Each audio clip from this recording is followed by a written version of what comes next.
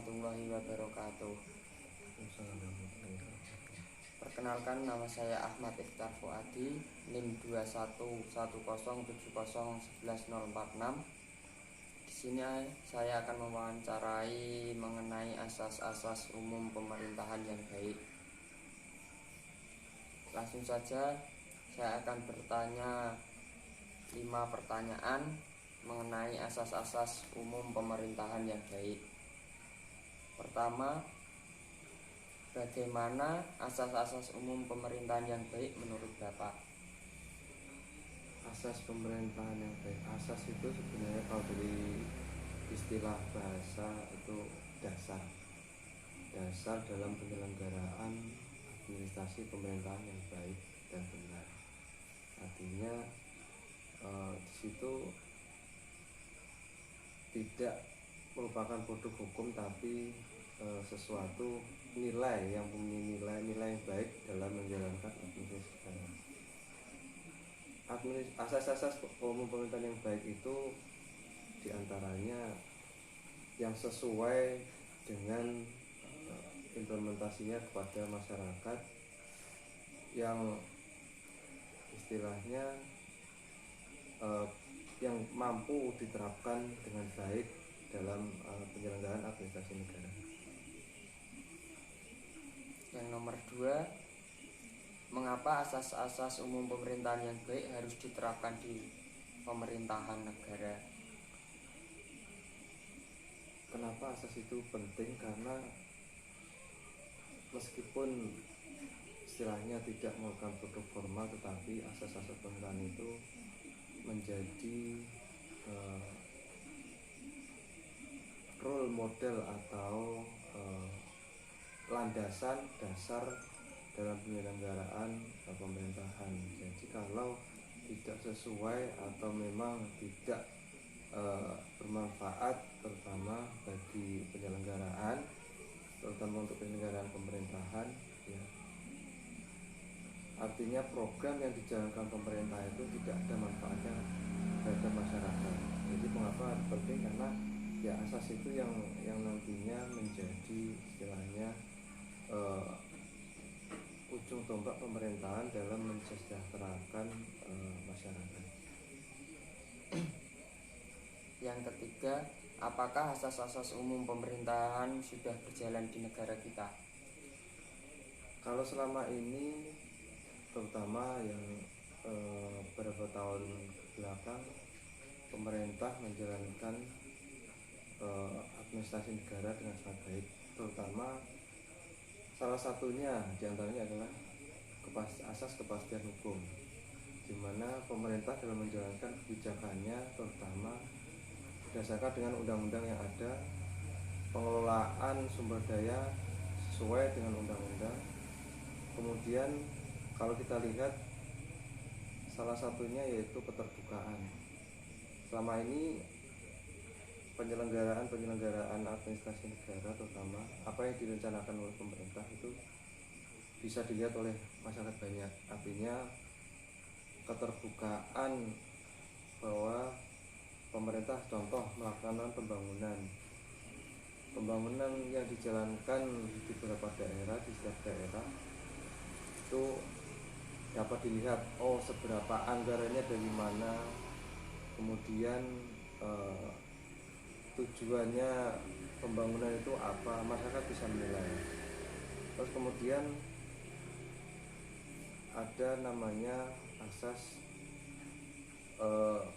profesionalisme, akuntabilitas, efektif dan efisien. Seberapa efisien program yang dijalankan pemerintah, seberapa efektifkah pembangunan yang dijalankan, apakah bertujuan untuk kesejahteraan masyarakat, untuk dimanfaatkan oleh masyarakat umum. Nah, sekarang bisa dilihat bahwa contohnya untuk pembangunan jalan merupakan akses utama.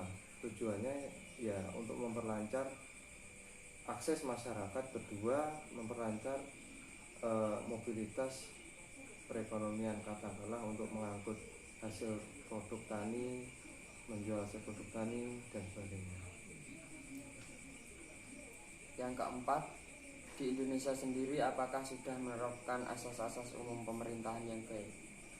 Kalau secara garis besar ya, yang setelah dibilang bahwa banyak sekali asas pemerintahan yang istilahnya menjadi eh, role modelnya pemerintah.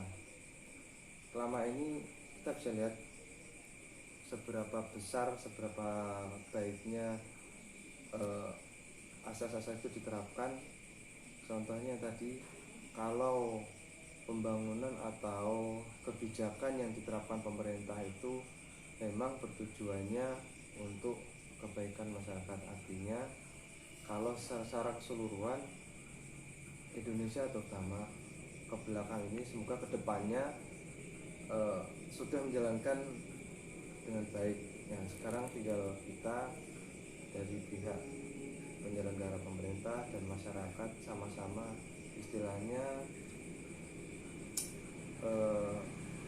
saling memberikan masukan agar kedepannya semakin lebih baik dalam menjalankan pemerintahannya. Yang terakhir, contoh penerapan asas-asas umum yang baik itu apa saja, Pak? Nah, tadi bilang contohnya salah satunya itu kepastian hukum. Kepastian hukum itu bahwa kebijakan yang diambil pemerintah dalam menerapkan kebijakan ke masyarakat itu ada dasar undang-undangnya. Jadi tidak serta-merta melaksanakan membuat keputusan atau kebijakan tapi tidak ada dasarnya. Selama ini setiap kebijakan yang diambil pemerintah itu pasti ada landasan hukumnya. Yang kedua, keterbukaan. Semakin baiknya, semakin baik istilahnya penyampaian informasi kepada masyarakat. Asas keterbukaan itu dapat diakses dengan mudah oleh masyarakat. Contohnya kalau kita melakukan pembangunan, pemerintah melakukan pembangunan kepada suatu daerah atau melakukan pembangunan apapun, masyarakat bisa tahu dari mana dananya, kemudian tujuan pembangunannya apa, masyarakat sudah tahu.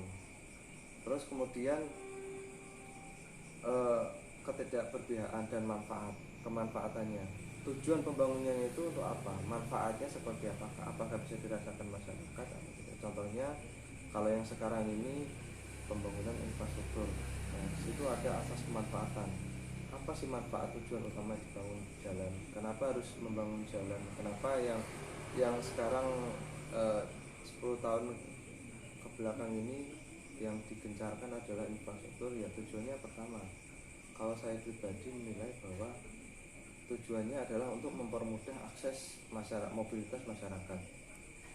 Kemudian efeknya yaitu untuk peningkatan ekonomi. Kalau jalannya bagus, jalannya sudah lancar, tidak ada istilahnya hambatan, lubang di mana-mana, akses mobilitas untuk petani yang mempunyai hasil tani ataupun mempunyai hasil usaha dapat tersalurkan, dapat istilahnya dapat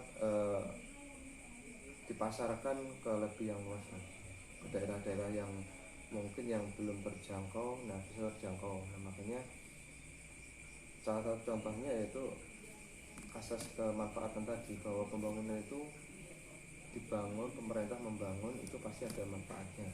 Nah, sekarang manfaatnya yaitu masyarakat bisa merasakan bahwa dengan dibangunnya jalan, infrastruktur jalan, akses mereka untuk mencapai ke tujuannya, memasarkan produk-produk mereka menjadi lebih lancar. Terima kasih, Pak. Iya. Demikian wawancara yang telah saya tanyakan kepada Bapak. Terima kasih. Assalamualaikum warahmatullahi wabarakatuh. Waalaikumsalam.